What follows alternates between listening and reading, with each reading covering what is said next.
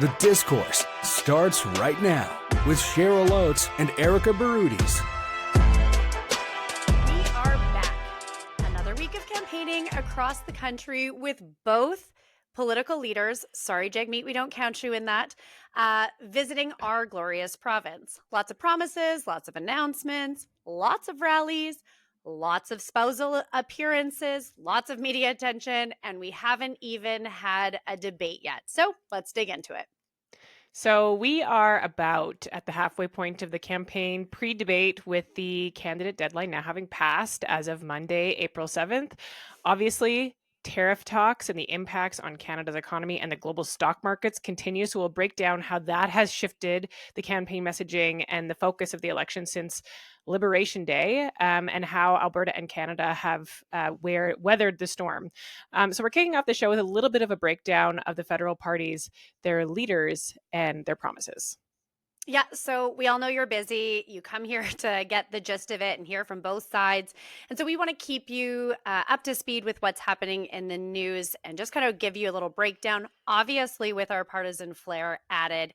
And as we've talked about on previous podcasts, we've seen a lot of similarities between the two leading parties, Carney and Poilievre. You know, in the first few days, you couldn't tell who was running on what agenda, but we're starting to see those candidates differ and speak more maybe to their bases than they have in the past, also including how they're speaking. So first day of the campaign, huge rally for Pierre Poilievre. We both said, can he keep this up? It's hard and risky as a campaign to put that infrastructure and effort into those rallies. But we have seen him almost every other day draw incredible sized crowds, with our rally in Edmonton hitting the top of what I think, even though the media hasn't been covering this a lot, the largest political rally in history during a federal election of 15,000 individuals, with, as I get the emails, venues changing to accommodate all of the registrants. So, Cheryl, what do you make of that? So, you know, I'm glad we're talking about the Edmonton rally, because this one was really interesting. When I saw, I mean, of course, we know now that this is sort of like the MO of the Conservative campaign, is they're going to show momentum and show force by putting on giant rally after giant rally of really enthusiastic people. And I will certainly not take away from them that level of organization and their ability to pull off these rallies is super, super impressive. And we'll just start here, and then I have lots of other things to say. But to just start with that, we all know, if you've worked in a campaign, that if you want to pull off these rallies, something's got to give. So obviously, the Conservatives have made a real calculation here that they're willing to pull people off the doors. They're willing to pull candidates off the streets. They're willing to pull their org teams or whatever resources they have into filling those rooms, because this, for them, they think is the most effective and efficient way to get their base excited and get people to turn out to vote.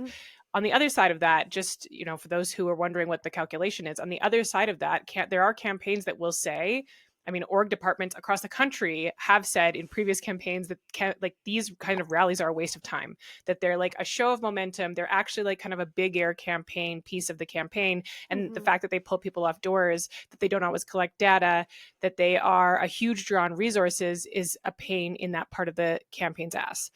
But obviously, that's not the calculation for the Conservatives in this. So interesting, because I don't think we've seen a campaign run quite like this, with such a heavy reliance on turning out these kind of crowds. It's really interesting to watch.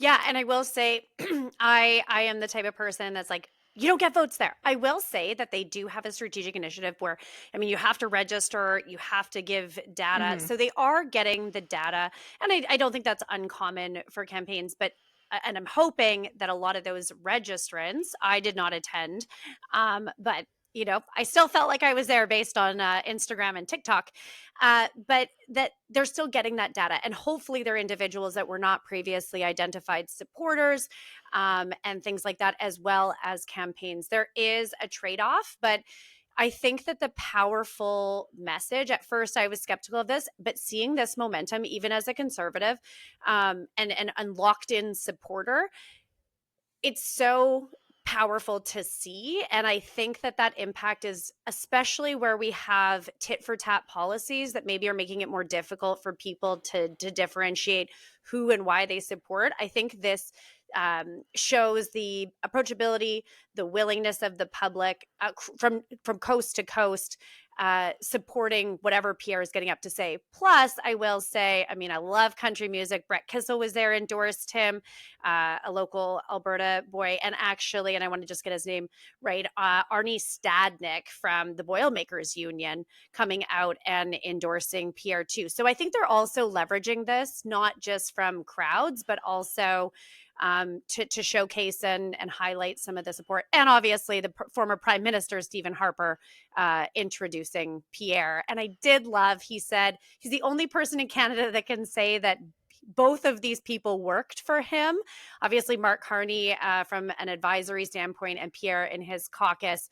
And then just turned around and said, well, without a doubt, working with both of these men, which is quite a unique message to come from, correct me if I'm wrong, I think a prime minister that's still liked by a lot of Canadians. You think it's a unique message that the prime minister, the former conservative prime minister of Canada, endorsed the Conservative Party of Canada? A unique message that he can actually say, I've worked hand in hand with both of these people. I don't think it's a unique message.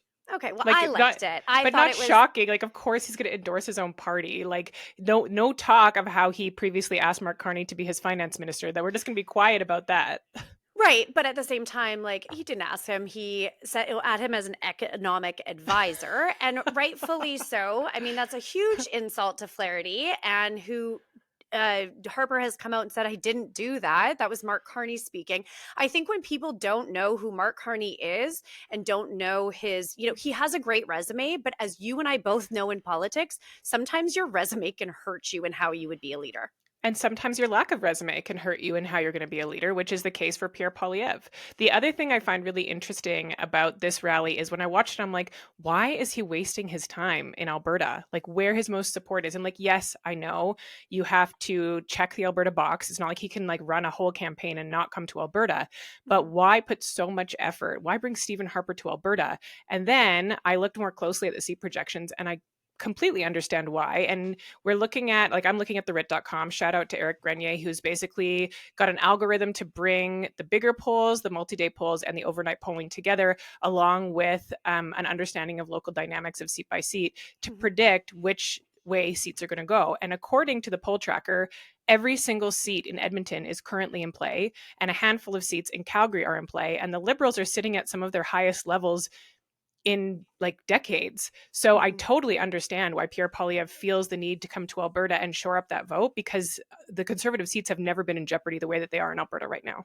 Yeah, and I was going to say, I think I would support that argument if we said we were like in Medicine Hat or something in maybe Southern Alberta versus Edmonton, which for those that don't follow this a lot, it's, I will go door knocking in ridings across Edmonton, and you'll see like a provincial NDP sign on someone's like side of their fence, and then a conservative federal sign.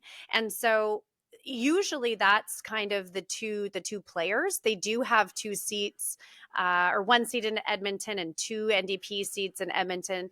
And I do think that there's some of those swing ridings that they need to secure in those urban centers. So I think it was good. I also think that sometimes in previous elections, sometimes as Conservatives, who are the bread and butter of our party in Alberta, or Albertan seats, sometimes the bread and butter get forgotten. So I think you got to make the check. You got to make the check box. But I think this was to say how powerful, especially in Edmonton, where provincially, I mean, look, it's all orange, was a strategic move for location, at least in the province. For sure. But I mean, there's two sides to that. Like, yes, you can say there's definitely, it's very encouraging for Conservatives to be surrounded by thousands of Conservatives that, make them feel more excited and say, there's still so many people on this train. We're all in this together. But on the flip side of that, the fact that the Conservative campaign feels the need to pull off this event in Edmonton should also be emboldening to those on the Progressive side to say, you've got a real shot in these seats. Like, these seats, many of these Conservative seats could flip. And that's why the Conservatives are worried about them in this election. So I think, yes, they've got to do it. It excites their base, but it is also a signal to the other teams that like what you're doing is working. Yeah, I will say though, I don't think, and all polls are showing like the locked in conservative support is there. I think the gain or opportunity for liberals isn't the loss of conservative support. The loss is the crash of the NDP, and so I think that's what we're seeing and where the opportunity is. Which is no, I do want to ask you because this has been flagged from some mainstream media, and like I think he's copying Pierre. Like we've seen Anna Polyev out with Pierre since leadership. We're now seeing, as of April 1, on a few campaign sides of things, Diana, Fox, Carney come out. Like, do you think that helps? Does that help the progressive vote to see the dynamic of husband and wife? And I mean, we've both worked for female premiers, and that's not always a thing that you have the spouse stick and glove. So I think it's funny that you're saying that Mark Carney bringing his wife on the campaign is copying Pierre Poilievre. We started kissing her. She was never at but that's not like anything. that's been done for politics since the beginning of time. Like the idea that Pierre Poilievre has anything original or that any politician is doing anything original in this campaign is nonsense. This has all been done before. Almost always, at least spouses are highlighted in campaigns to demonstrate the family values of the individual.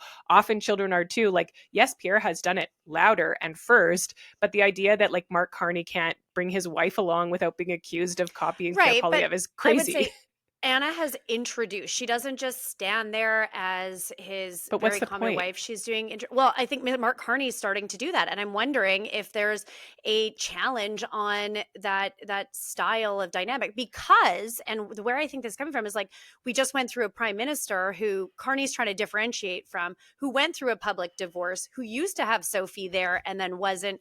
And I don't know if it's just a symbol of like we are. I think there's strength in a powerful power dynamic of a couple, but does it help the progressive vote, or is it just because she's a competent individual and she can speak? She's introducing him, they're kissing. Nowhere else was that. It seems like it's very Pierre Anna-esque, and I don't know if it's to compliment or a demographic that's that they don't have. That's ridiculous to say it's a conservative thing to bring your wife along and kiss her. I didn't say it was a conservative thing. I said that you said it's a Pierre leader, thing.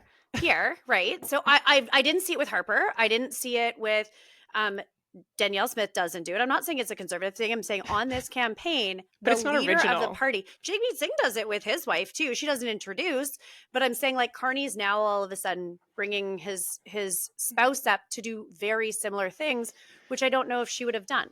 I'm just wondering if it's a demographic. Baby boomers are a huge thing. I think this is an underlying hope of the Conservatives that there's any part of their campaign that the Liberals would like to emulate. You mean like axing the carbon tax? Well, whatever. I'm pretty sure we've been screaming and shouting that one for 9 years or 5 years since it came in. Worked out well for this campaign. Well, but I do think it's showing. Listen, like the Conservatives are a great opposition party. They should keep staying on the backbenches and pushing to hold the government accountable for change that reflects what people want. This is a great job. They were very effective on the carbon tax. They should keep doing it. Okay, well, with that, where is Cheryl sitting on her votes? It sounds like, we know it's down to Liberals and Conservatives.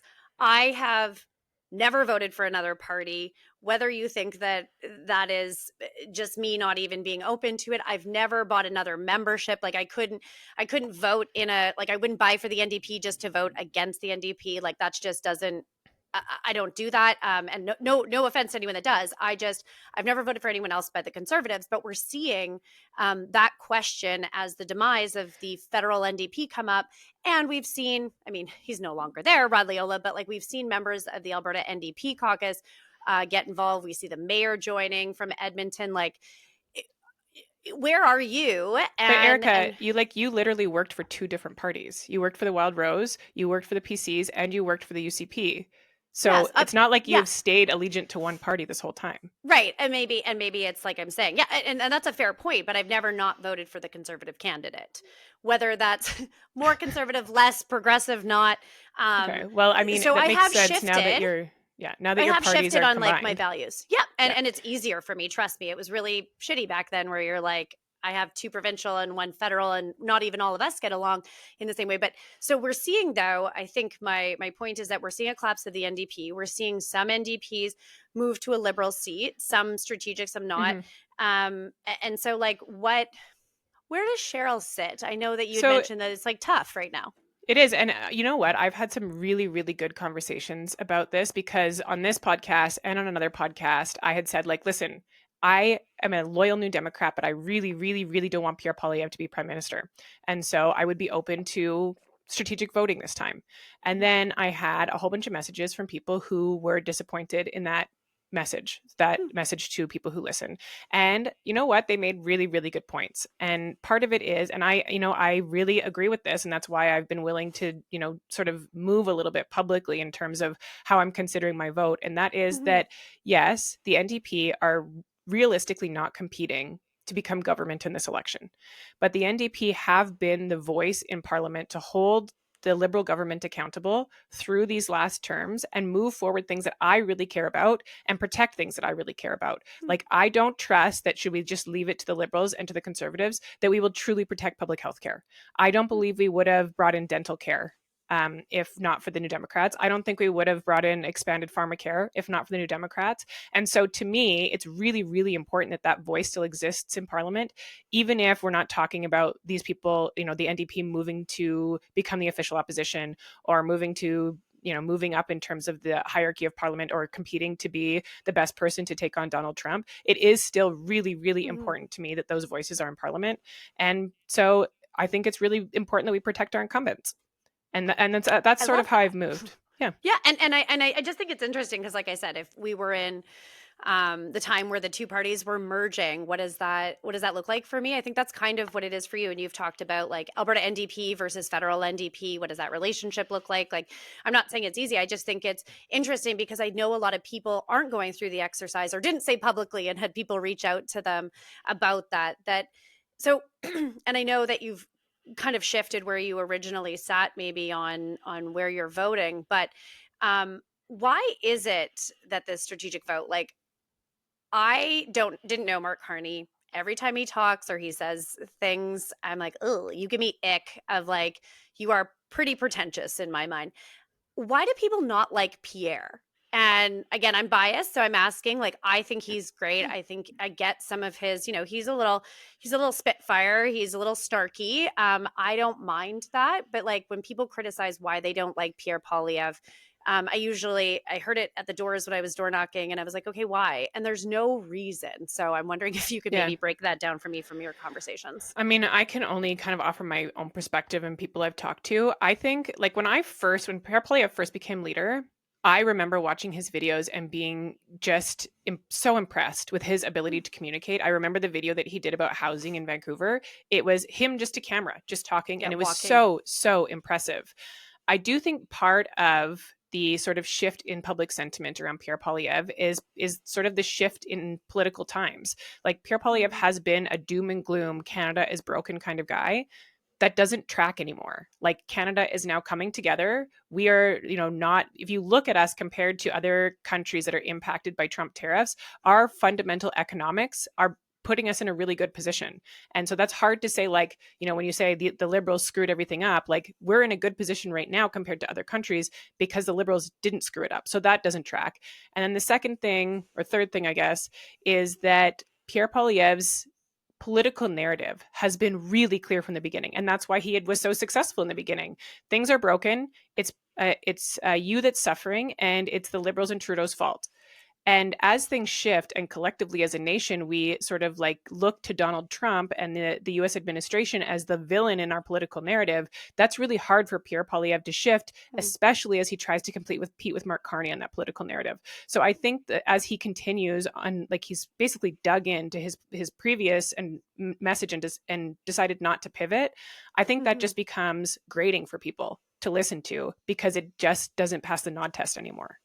So I do want to challenge you on saying, like, the liberals, we used to crap on the liberals for their economic record and now we're in a better position.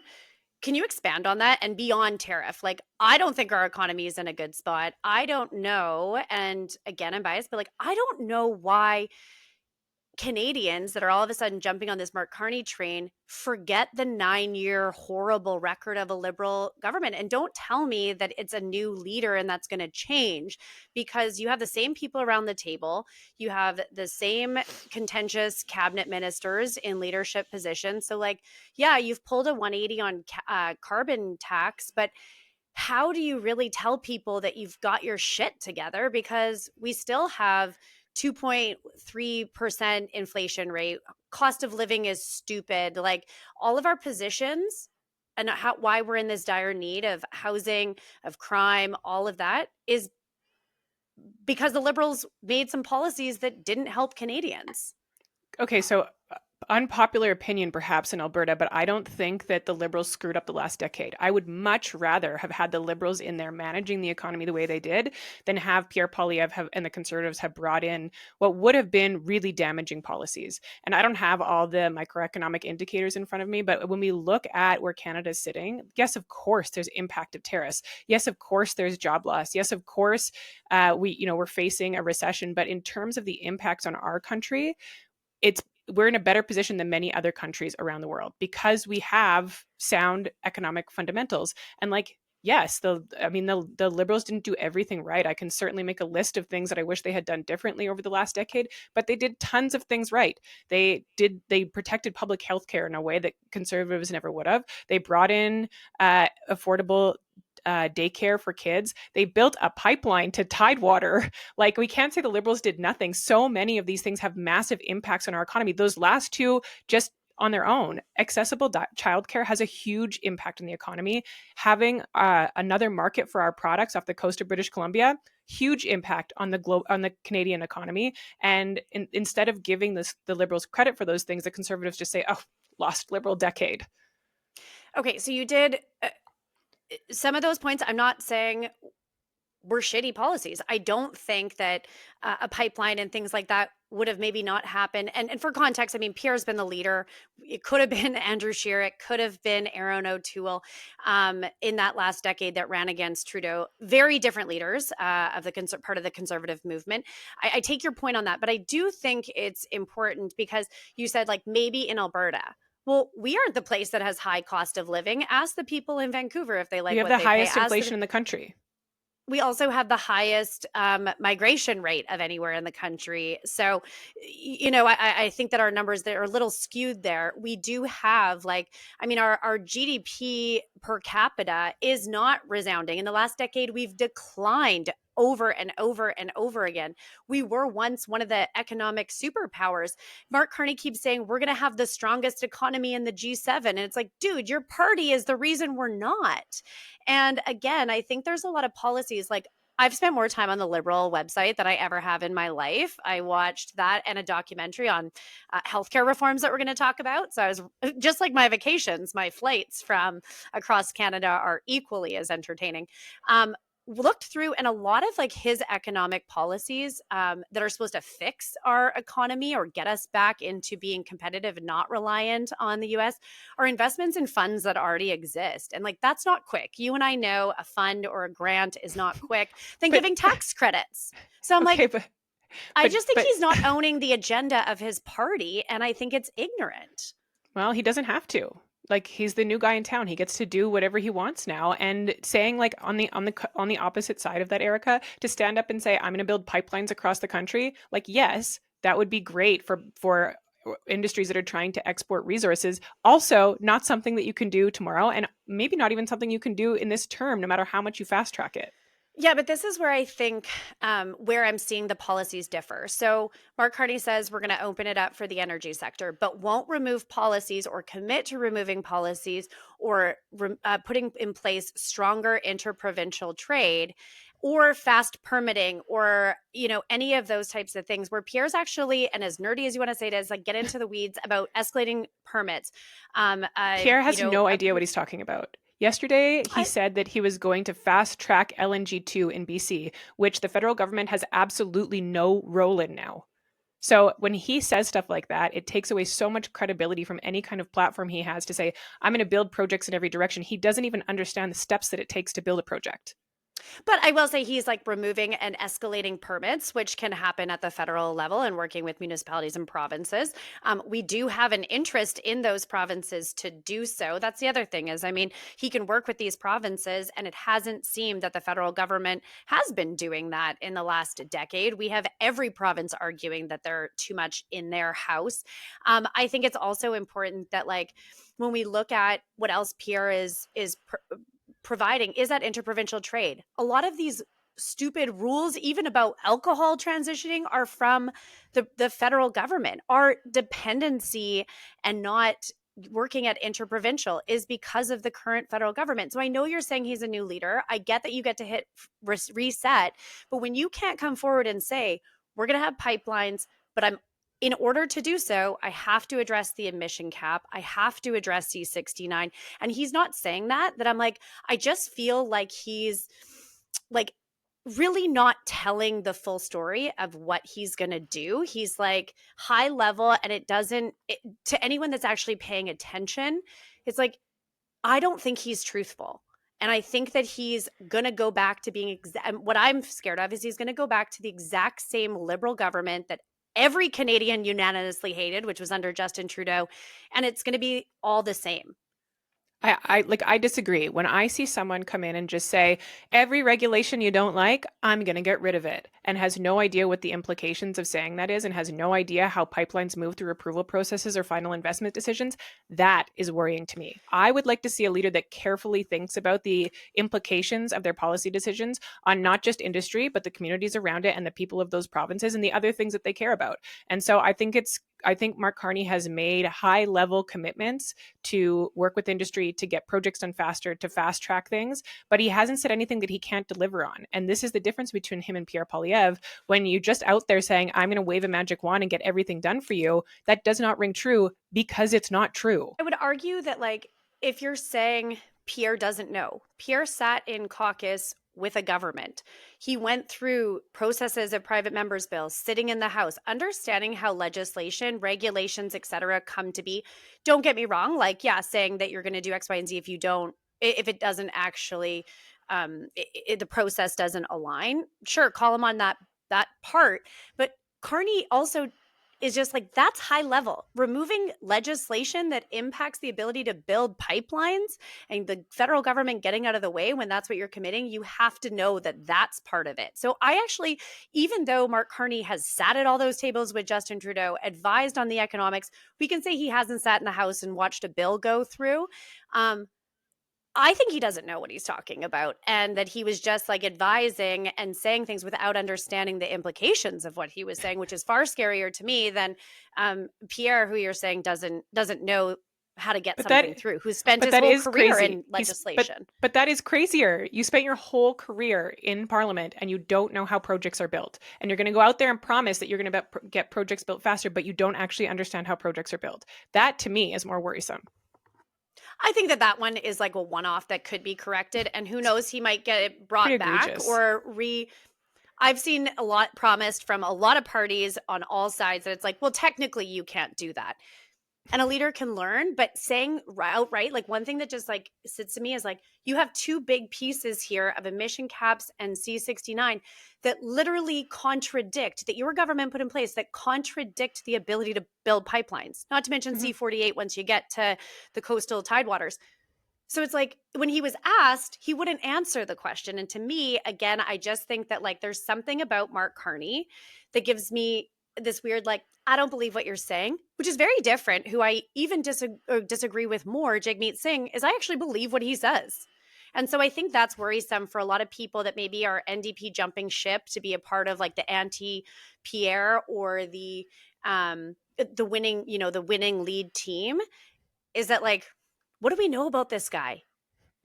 And what do we know to trust him? I imagine that the people who are moving their vote are far more suspicious of Pierre Poilievre than they are of Mark Carney. But if we're talking about NDP voters, I would think they don't. No, I don't think they're moving to the Conservatives. But would they be? Are you seeing a lot of that move from NDP as opposed to, like, this guy did some stuff for us. He's the worst in the polling he's ever been, Jagmeet Singh, but we still stand by the values and beliefs. And I find it hard as someone that's like would do anything to stand by my party. I can disagree, but like it would take me a lot for me to go vote strategically. So I just don't really didn't you? understand it. But What do like you mean? moved from the Wild Rose to the PCs. I imagine your vote Other moved way with around. you. Oh, PCs to the Wild Rose. I imagine your vote moved with you. Yeah, I mean, not in a election strategy. I never had to do that.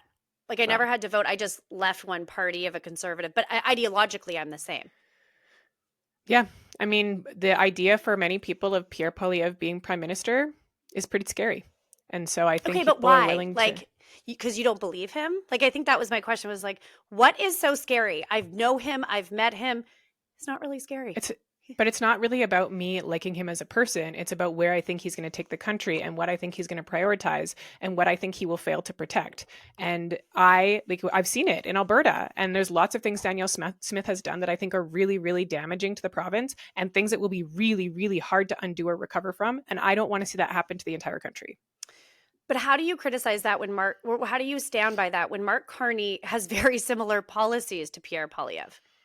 But so if he's so scary, Mark Carney's moving closer to being very conservative. He's made a lot of the announcements, albeit not the same money back in Canadians' pockets or at the same threshold. But like we even said, like Mark Carney is running as a conservative. So what would be so scary about Pierre if Mark Carney's doing the exact same thing? Like, for one, the idea that like the root of all our problems is stop printing money sounds like a conspiracy theory to me. No, printing like a good place to start is like, inflation. Okay. Let's not go down this rabbit hole, but like to me, I would like someone to stand up and say, I'm going to protect public services at a time when public services matter the most. I believe Mark Carney's going to do that. I don't believe Pierre Poilievre is going to do that. Interesting, because I see a lot from Mark Carney as a person where he's like, I protect the middle class. And then he has his own shit he's dealing with his own interests. He talked about the Conservatives announced recently around basically going after tax evaders and that upper class. I'm highly doubt that Mark Carney is going to come in and slap his friends' hands on the wrist of his hand or friends. Like there's a lot where like I also think that Mark Carney is very sketchy on how he's going to go about this. He's like giving outs to like basically has come out and not said he's going to do anything to go after the rich. And so I don't know, like I think that he's a little more conservative than the Liberal Party has had in a long time. And I think he's an elitist Laurentian that's very out of touch. The man can't even say how much strawberries cost because he says in French, poorly I might add, like my French is better than his, is that he doesn't pay for strawberries, so he doesn't know how much strawberries cost. Like the fact that you think this man is going to be the one that's standing up for public health care and public services, I don't think so. I didn't say that. I'm telling you why, given the choice between these two people, a lot of people are leaning toward Mark Carney because he's just more trustworthy. He's a guy who's actually managed crises, and he's someone who is not going to cater to extremists. At least there's no demonstration of that so far. I just don't believe that for Pierre Poilievre. He's a guy that aligns with extremists, that has no problem supporting radical views. Like I'm not willing to take that risk. And I think that's how a lot of people feel, even if Mark Carney is not their perfect choice or their first choice, he's certainly better than Pierre Poilievre. And I totally get conservatives are feeling very sensitive about this right now, leading in the polls all the way up to now, and now having this election be a real competition. I get it. That sucks. And it's like fair to be offended by the fact that, you know, people have very quickly moved to Mark Carney, but like, this is why. Yeah. And I will say, like, I'm not here to try and convince you to vote for Pierre Poilievre. I'm not. trying to, it's like, what a waste. But it's more like I'm trying to understand how people can move that quick, how they can it sucks. But I also think it's good for people to become educated and to be aware of who these people are. And I think that Mark Carney has an advantage because he wasn't in the public eye as much as Pierre. Pierre was very much an attack dog style caucus member under Harper. And so he has had to pivot that. And I get that he's very aggressive. He plays opposition leader really well, but I think he also will play prime minister really well. It's a different role. it sucks for a strategy to be on such a big trajectory and then fall, but I'd actually rather us be underdogs than significantly high, because I think then you're not talking to all Canadians and talking about like the issues that matter as opposed to just your base. So from a Democratic standpoint, I think it's better that this election is closer. I'm just cautious that there's a lot of Canadians putting faith and trust in someone that hasn't really earned trust or shown good faith yet. But I And think so it that's might true. end up kicking you in the butt. I think that's true of Polyev too, though. Like it's one thing to stand up for 2 years and wave a banner around and yell "axe the tax." It's another thing to have a real plan when you become prime minister. And that's not to say he hasn't started rolling out ideas. Of course he has. But for 2 years, like he's just a guy who played opposition really well. Like he didn't really set himself up as someone to say like, I have a better plan. I would be a better leader. You can trust me. He was a guy who could work crowds and make up great rhymes. And he still is that guy. And I think what we see when we see the electorate moving this quickly, it should be a signal to us that the vote that the Conservatives have seen sustained over the last 2 years has not, like, of course it was an anti-Trudeau vote. Of course people were unhappy with Trudeau, but it's not because they supported Polyev. It's because they were looking for an alternative and now they have another choice. So it was an anti-Trudeau vote that is still more comfortable sitting with the Liberals. Yeah, and I get that, and like I said, it's I believe it's a swing. The honeymoon is not tapering as quickly. It's a healthier relationship than some. But like the honeymoon phase has not decreased maybe as fast. And again, like this is why the Liberals called the election when they called the election. It's not enough time to see this. So again, I'm not surprised that now you see that inching up in the polls. Again, looking even just at the websites, and I encourage everyone to like obviously educate themselves both on party policies and about their local candidates. But a lot of Carney's stuff really echoes and backs what the previous Liberals were doing with investment in funds, investment in, the bureaucracy and process rather than money back in your pocket. And I will say, there's been a lot of not axe the tax being the carbon tax, but axing the taxes to put money back in your pocket. And I'm optimistic that if they're consistent will really come up at the debates and really show these two characters. Like you might think, and I remember people thought Danielle Smith was radical and crazy and an extremist, and I think how she's presented herself at the debate really settled that temperament for a lot of people. And so I think that that's a good opportunity for Pierre to do the same thing, and it might expose what people don't know about Mark Carney. So I do think the debate is going to be really telling for all of these like gut feelings that people might have of how are they going to run our country.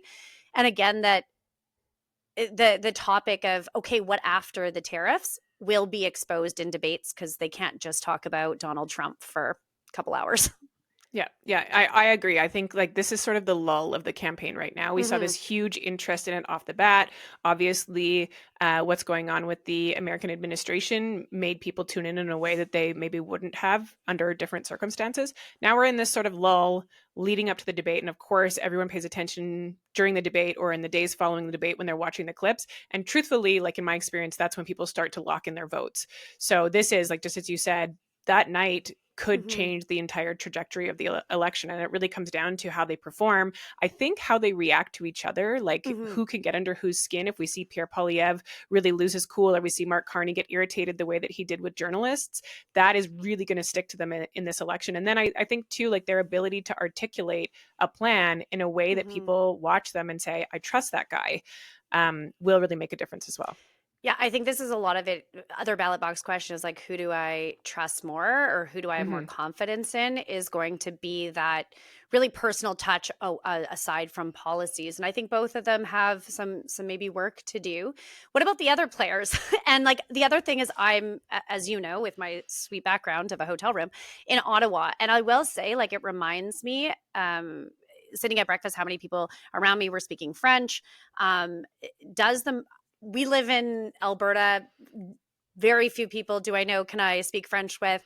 Does that matter? Like Carney not being able to speak it from your circles? Because I'm here and I'm like, man, if I was in Quebec, I'd be pissed. Or if I was in Ottawa or Ontario, where a lot of the support for the Liberals does that matter anymore?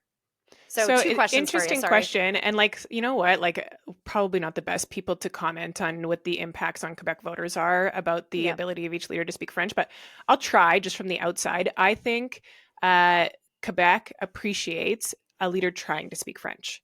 And Mark Carney isn't a terrible French speaker. Like, it's not like he can't participate in the debates, but certainly he's been critiqued on, messing important things up, saying things wrong, not maybe understanding the reporter questions. I think, of course, that matters to a province where protecting their language and having a leader that can speak their language is obviously important. He's also made a few missteps in Quebec that I think stick to him, like messing up Polytechnique for Concordia. People are going to remember that.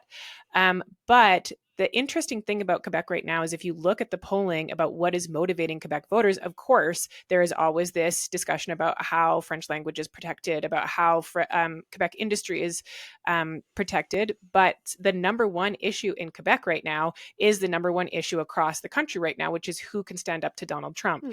And not only is these sort of mistakes not sticking to Mark Carney so far, but also he's getting these really high profile moments to really prove that not only is he positioning himself to stand up to Donald Trump, but he's doing it in a way that protects things like supply chain and industries in Quebec. And so that really resonates with voters. Does it outweigh his like lesser ability to speak French? Like, I don't know. The Bloc seems to be doing quite well right now. So I guess we'll see how that shakes out. But I don't think it is disqualifying for him in Quebec. Yeah, and I know he's rated himself 6 out of 10 for our viewers. Like, he's not thinking that he doesn't have work to do. He's committed to doing that.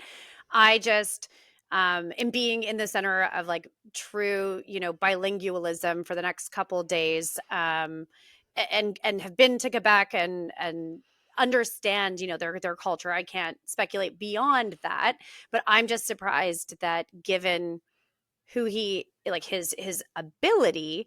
I would think that the people of Quebec would want that a little bit fast tracked of his ability, or even the rumors like, that he won't be participating in super things, specific events because he can't speak French. It's unfortunate. I think it's a little bit ridiculous that he didn't maybe up his French, and maybe he is, and it's not as horrific as maybe some people are saying it is. Like I said, I think but some of the reporters, like they do for the Bloc, could give them the benefit of the doubt of maybe speaking slower or not using large words like you would if you're interviewing the Bloc in English, just for benefit of the doubt. But I don't know. I wonder how it's going to sit, because the Liberals are actually doing better than I thought they would under Mark Carney in Quebec. You know what, though? If they are smart, and I'm sure they are smart, Mark Carney saying he's a 6 out of 10 and saying like, oh, I'm going to struggle through this debate, but I'll do it, is obviously downplaying expectations. Totally. Like, there's no way he actually like he thinks he's an French 8, a hard 8. Yeah.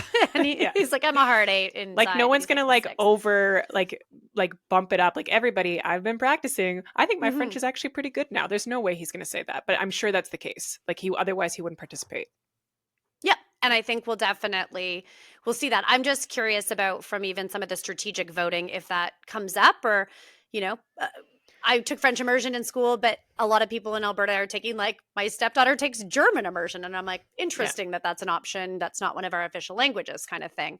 But watching that vote shift, the Bloc's vote after the French debate, will be really interesting to watch. Yes, yeah, definitely, and see if they're kind of closer right now to the Liberal or the Conservative vote than they are to the Liberals. So I think that there's going to be some flipping in Quebec, and as we know, based on our electoral system, that's a pretty big deal. But yeah, before we switch to like what in Alberta, what do you think? Like, I think Jagmeet Singh's kind of just continuing on, and what do you think his goal going into the debates are?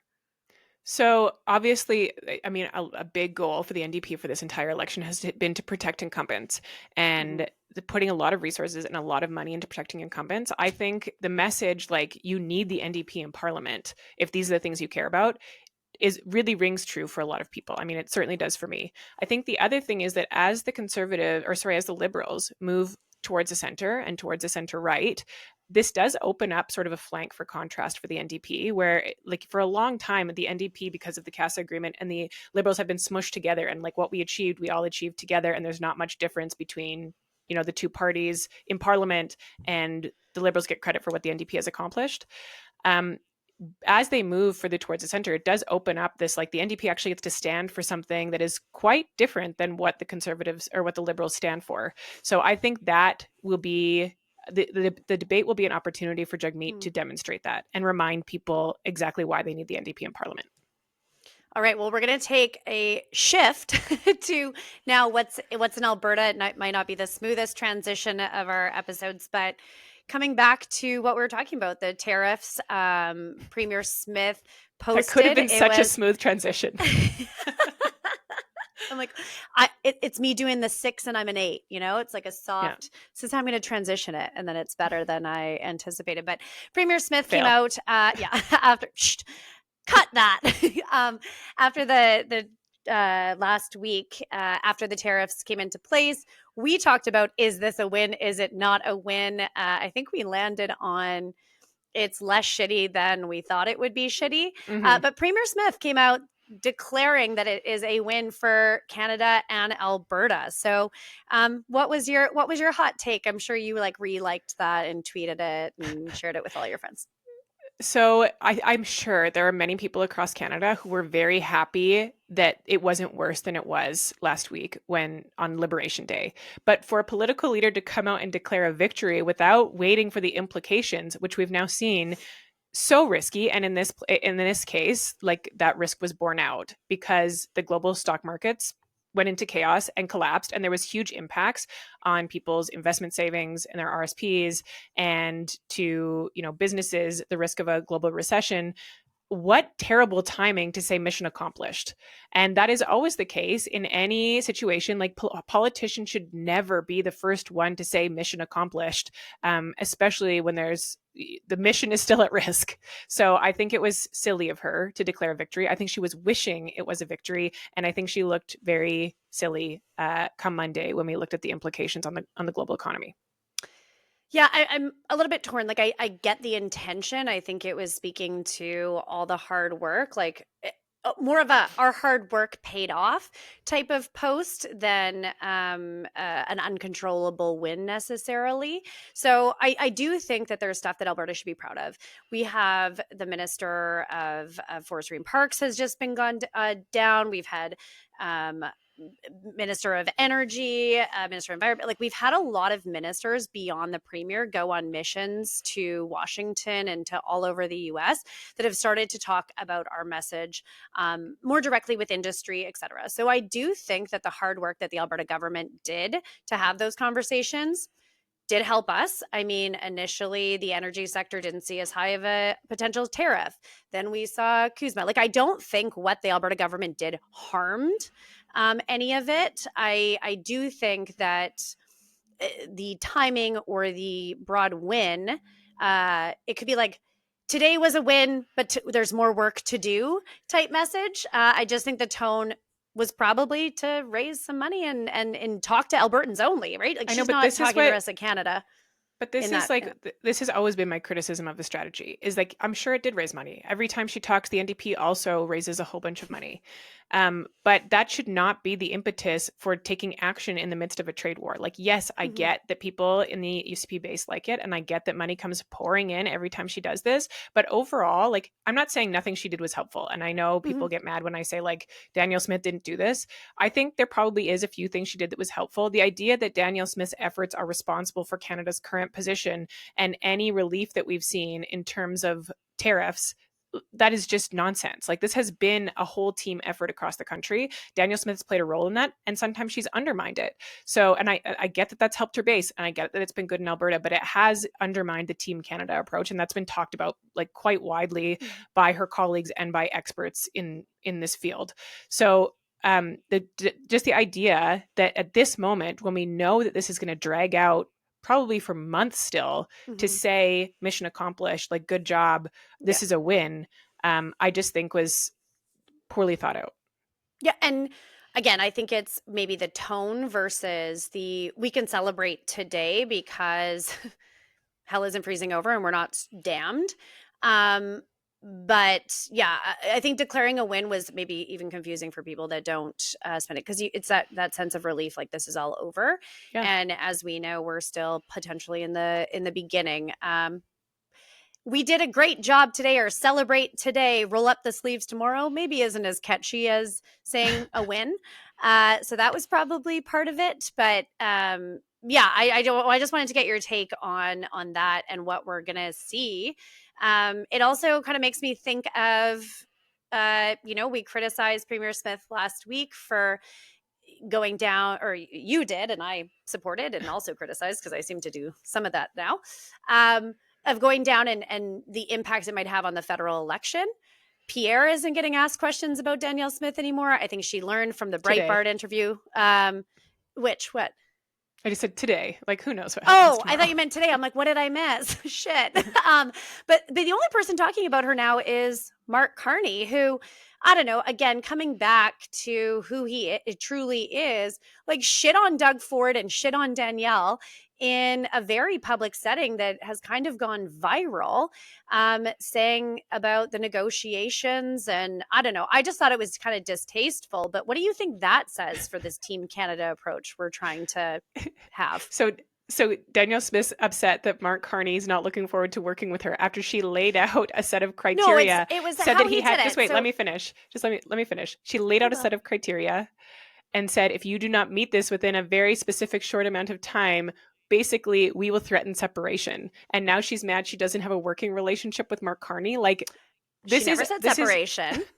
She said a unity crisis is a dog whistle to anybody. I'm actually very nervous for how this country is going to respond should it be a Liberal government. And I'm not just talking about Alberta. I get messages from people from Saskatchewan all over being like, but Erika, if the Liberals win, it's because the majority of people voted for them. 100%. But I think that there's people that are already discontent and fear for what another 4 years of a disaster, democracy. 9 years. And it is. But I'm just saying, I think that they're, like there has been in the past when other parties win, we see an uproar from one side or the other. I think that because of the fact that this trade war has taken over the ballot box question, which should be who can fix our economy, and obviously that's more advantageous to Conservatives than the people that got us here for 9 years. But I think that it's worrisome because this is like dire needs and we don't have national unity. We didn't for a long time. Under Trudeau, we didn't. Mark Carney came in for a hot minute. Is that how it's going to look? And then he comes in and take Danielle Smith and what she said to him out of it. He shit on Doug Ford too. Almost even worse, of saying like, oh, we're going to send Doug down to Fox News. He's so good at this. Mocking a man whose economy just got crapped on and someone he's supposed to mutually respect. Like, remove Danielle Smith then and talk about how he publicly criticized both of them. Talk about a non-constructive working relationship from the Prime Minister of Canada. Yeah, I have no sympathy for someone who's basically did threaten a national unity crisis, has stoked separation angst in Alberta, is crowdsourcing referendum questions, and then is mad that he doesn't say nice things about her publicly. Like, okay, then how do you feel about Doug Ford? I honestly didn't watch the Doug Ford clip, but if what he's saying is Doug Ford should go down to Fox News, good, he should. He was good at that. But he's saying, oh, he's mocking them. He's saying, oh, well, we'll continue these negotiations. Maybe I'll send Doug Ford back down to Ford. Ha, ha, ha. All these like Laurentian elites laughing. Then he says Danielle. So let's remove Danielle from it because obviously like there's different feels there. But like for a prime minister to mock a current premier at an event that's being recorded and then released and doesn't even apologize for his comments shows that like, yeah, you're going to just be like Trudeau and not have respect for your colleagues. And I just think it looks distasteful. I think that you wish it was something more than it is. Sorry, I'm not offended by it. No, him shitting on, like, I just think it says, I didn't see the clip, like, but I'm not offended by it. Yeah. Okay. Well, I'm going to text it to you and then we can go re-record once you learn. Okay. So we've covered a lot of coast to coast. Like we said, we had the leaders in our province, both of them, Carney and Calgary. Again, like it looks like Alberta's in play by the strategy that we're seeing from the campaigns. What does it mean for Canada and Alberta? I think that we can all say that we're all looking forward to this debate to see who we trust and have confidence in more. But we covered as much as we could in our 50 minutes with you folks. That is it for our show today. Tune in next week. We'll cover some more Alberta and Canada happenings. New episodes drop every Thursday at 5 a.m., so set those alarms. And don't forget to follow us on X, Instagram, and TikTok. And like and subscribe on YouTube and wherever you get your podcasts. We're fighting them on Fox News, which is what they understand. We're sending Doug Ford onto Fox News to show them that we're not messing around up here.